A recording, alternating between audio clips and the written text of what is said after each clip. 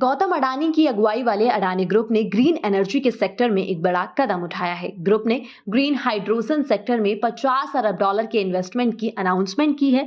ये investment company 10 सालों में करेगी और इससे भारत में ग्रीन हाइड्रोजन सेक्टर से जुड़े सभी तरह के इंफ्रास्ट्रक्चर तैयार करने की कोशिश होगी।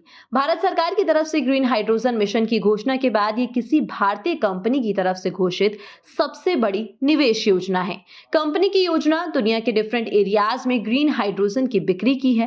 कंपनी ने जापान की कंपनी कोवा ग्रुप के साथ मिलकर बराबर साझेदारी का एक जॉइंट वेंचर बनाया है ताकि ताइवान, जापान और हवाई क्षेत्र में ग्रीन हाइड्रोजन का एक्सपोर्ट किया जा सके। जॉइंट वेंचर में दोनों की 50-50% हिस्सेदारी है। अडानी ग्रुप ने अपने ग्रीन एनर्जी बिजनेस के लिए एक अलग platform Adani new industries limited बनाया है।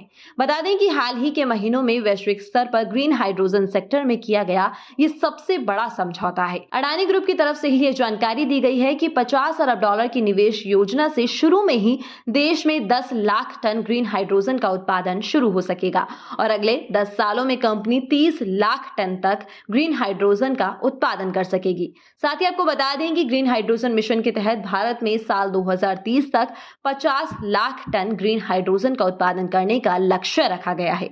जनवरी 2023 में सेंट्रल कैबिनेट ने ग्रीन हाइड्रोजन मिशन का ऐलान किया था। इसके तहत करीबन 19,744 करोड़ रुपए की सब्सिडी देने का ऐलान किया गया है।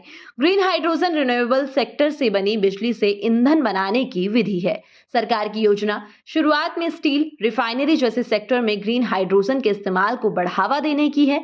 ग्रीन हाइड्रोजन में अडानी के इस एम्बिशियस प्लान के पीछे एक वजह यह भी बताई जा रही है कि कंपनी देश की सबसे बड़ी रिन्यूएबल सेक्टर की कंपनी भी बनने जा रही है।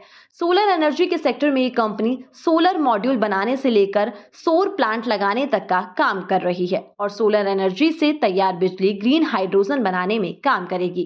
कंपनी ने कहा कि वो समुद्र के पानी को साफ करके ग्रीन हाइड्रोजन में इस्तेमाल करेगी, क्योंकि ग्रीन हाइड्रोजन के सेक्टर में बड़े पैमाने पर पानी का इस्तेमाल होता है।